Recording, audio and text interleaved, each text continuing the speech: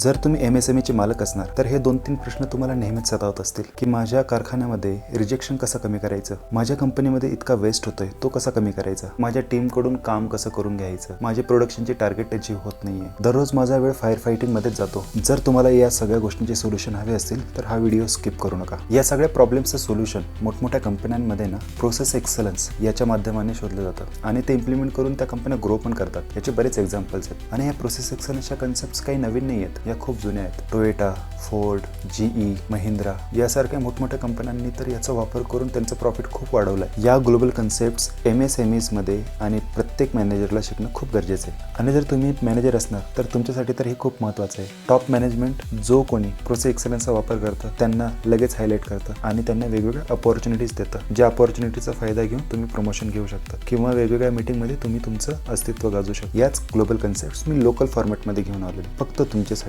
आपल्या मायबोली मराठी भाषेमध्ये. तुमचं स्वागत करतो माझ्या चॅनलवर डिकोड विथ DJ.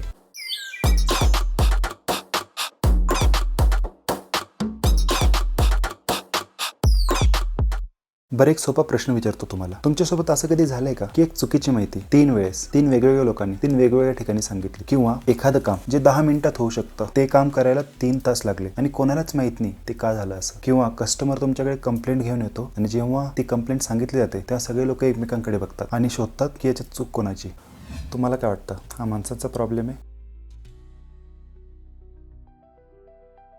हा प्रोसेसचा प्रॉब्लेम आहे? आणि अशाच प्रोसेसच्या प्रॉब्लेम्सना फिक्स करण्याच्या शास्त्राला प्रोसेस एक्सलन्स म्हणतात. आणि हे प्रोसेस एक्सलन्सचं स्किल मी आज तुम्हाला इतक्या सोप्या पद्धतीने समजून सांगेल की हे समजल्यावर तुमचा पूर्ण माइंडसेट शिफ्ट होईल. तुम्ही प्रॉब्लेमकडे त्या पद्धतीने नाही बघणार जसं तुम्ही आधी बघत आले.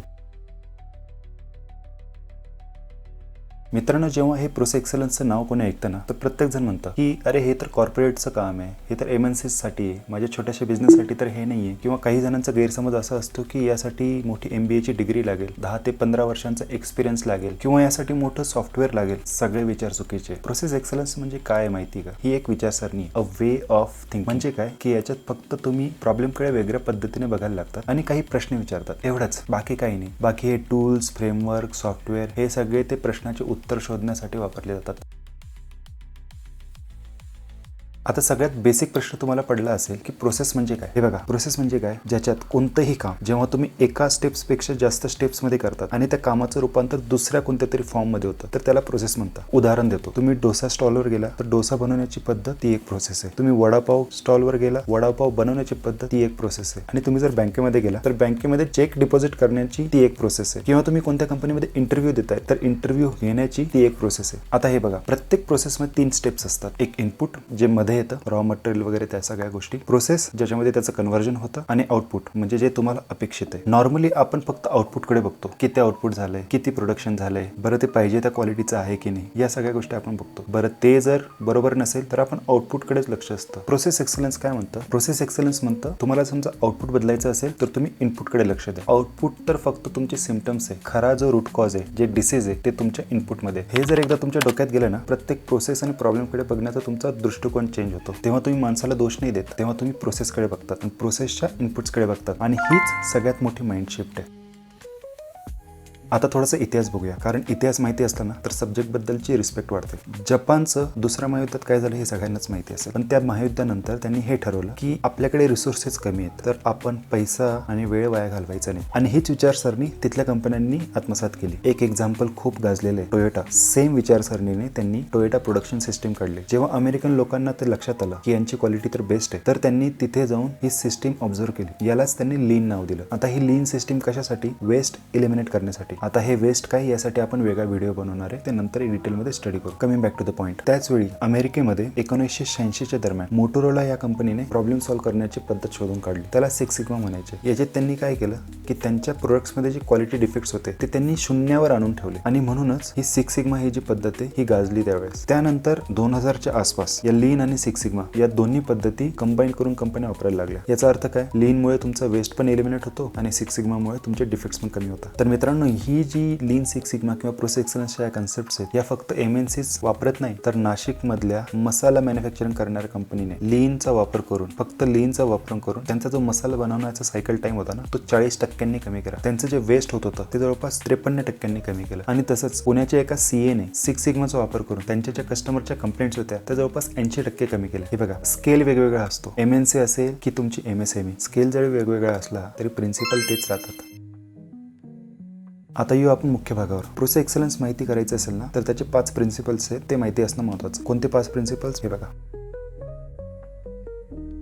आता याच्यातलं पहिलं प्रिन्सिपल कस्टमर फर्स्ट. आता या कस्टमर फर्स्ट या प्रिन्सिपलमध्ये आहे काय की कोणतेही चेंज किंवा कोणतंही काम करताना हा प्रश्न तुमच्या डोक्यात यायला पाहिजे की यामुळे माझ्या कस्टमरला काही फरक पडेल का. आता याच्यात कस्टमर म्हणजे जो पैसा देतो तोच नाही, तर तुमच्या कंपनीमध्ये, कारखान्यामध्ये जेव्हा वेगवेगळे प्रोसेस स्टेप्स असतात तर त्याच्यात पुढच्या स्टेप जो हँडल करतोय तो तुमचा कस्टमर झाला, इंटरनल कस्टमर, आणि जो पे करतो तो आहे तुमचा एक्सटर्नल कस्टमर. कस्टमर फर्स्ट मध्ये प्रिन्सिपल म्हणतं की कोणताही बदल किंवा कोणतेही काम करताना एक डोक्यात ठेवा की याच्याने काही कस्टमरला काही फरक पडेल का. आणि दुसरं प्रिन्सिपल म्हणतं डेटावर चाला, अंदाजावर नाही. बऱ्याचदा काय असतं, आपण जे काही डिसिजन्स घेतो किंवा काही प्रॉब्लेम सॉल्व्ह करतो ते अंदाजाच्या बेसिसवर करतो. मला असं वाटतं हा प्रॉब्लेम असेल, मला असं वाटतं एवढे डिफेक्ट्स येत आहेत, मला असं वाटतं की याच्यामुळे कंप्लेंट्स वाढत असते. प्रोसेस एक्सलन्स काय म्हणतं, अंदाजावर नका जाऊ, डेटा बघा. डेटा तुम्हाला फुल क्लॅरिटी देतो. डेटा तुम्ही व्यवस्थित बघितला ना तर तुमचे कोणते इनपुट्स खराब झाले ते बरोबर समजतं. इनपुट फिक्स केले, तुमचा आउटपुट फिक्स होतं. दुसरं प्रिन्सिपल म्हणतं प्रोसेसकडे बघा, माणसाकडे नाही. बऱ्याचदा तुम्ही कारखान्यात असताना किंवा तुम्ही मॅनेजर असणार तर जेव्हा काही प्रॉब्लेम येतो तर तेव्हा बघतात की हे कोणत्या माणसामुळे झालंय. तुम्ही म्हणतात की याच्यामुळे हा प्रॉब्लेम झालाय, याच्यामुळे आउटपुट कमी झालंय. प्रोसेस एक्सलन्स काय म्हणतं, जर तुम्ही या माणसाला रिप्लेस केला आणि दुसरा माणूस असताना पण सेम प्रॉब्लेम आला, याचा अर्थ प्रॉब्लेम माणसामध्ये नाही, प्रॉब्लेम प्रोसेसमध्ये. हा एक सिंपल माइंडशिफ्ट ना पूर्ण तुमचं प्रॉब्लेम किंवा प्रोसेसकडे बघण्याचा दृष्टिकोन चेंज करतो.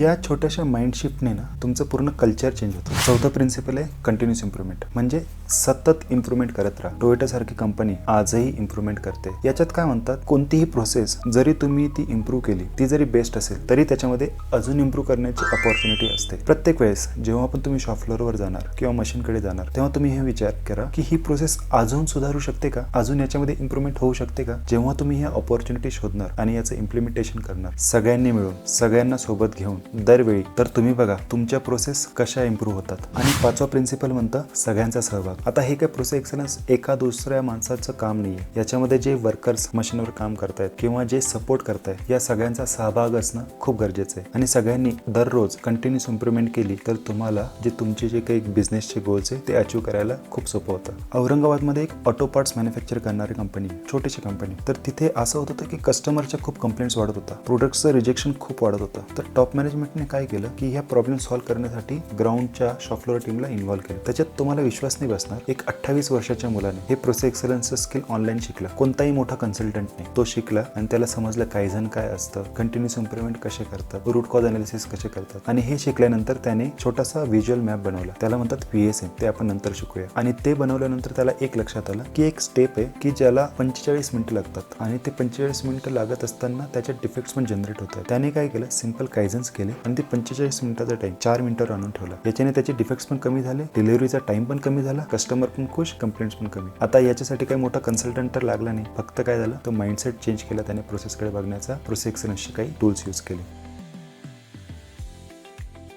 आता आपण एकदा समराईज करूया हा व्हिडिओ. आपण काय शिकलो, सगळ्यात आधी प्रोसेस म्हणजे काय, इनपुट, प्रोसेस, आउटपुट. आउटपुट सुधारायचं असेल तर तुम्हाला इनपुटकडे बघावं लागेल. लीन आणि सिक्स सिग्मा ह्या प्रोसेस एक्सलन्सच्या काही डिफरंट कन्सेप्ट्स आहेत आणि मोठमोठ्या कंपन्या या प्रोसेस एक्सलन्स वापरत आले. 5 प्रिन्सिपल्स बघितले आपण, हे आहेत ते 5 प्रिन्सिपल्स. हे बघा, प्रोसेस एक्सलन्स म्हणजे काही असं लक्झरियस कल्चर नाहीये. हे फक्त MNCs साठी तर बिलकुल नाहीये. MSMEs, छोट्या मोठ्या कंपन्या तर हे नक्की वापरू शकतात. पुढच्या काही व्हिडिओजमध्ये आपण हेच लीन आणि सिक्स सिग्माचे काही टूल्स कसे वापरतात, त्याचा अर्थ काय असतो, ते कुठून आले आणि त्यांचा खरा वापर कसा करायचा हे समजून घेणार आहे. बरं, याच्यात तुम्हाला मी फक्त थिअरी सांगणार नाही. हे चॅनल फक्त तुम्हाला कॉम्प्लेक्स कन्सेप्ट सिंपल भाषेत समजवण्यासाठी, जेणेकरून त्याचा तुम्ही डेली तुमच्या कंपनीमध्ये किंवा तुमच्या शॉप फ्लोअरला यूज करू शकता. चला तर भेटूया. खाली कमेंटमध्ये सांगा की तुम्हाला प्रोसेस एक्सलन्सच्या कन्सेप्ट्स कशा वाटल्या, प्रिन्सिपल्स कसे वाटले, आणि अजून एक सांगा की तुम्ही तुमच्या शॉप फ्लोअरला कोणता वेस्ट एलिमिनेट करू इच्छिता, त्यावर आपण व्हिडिओ बनवूया. चला तर भेटूया. धन्यवाद. जय हिंद, जय महाराष्ट्र.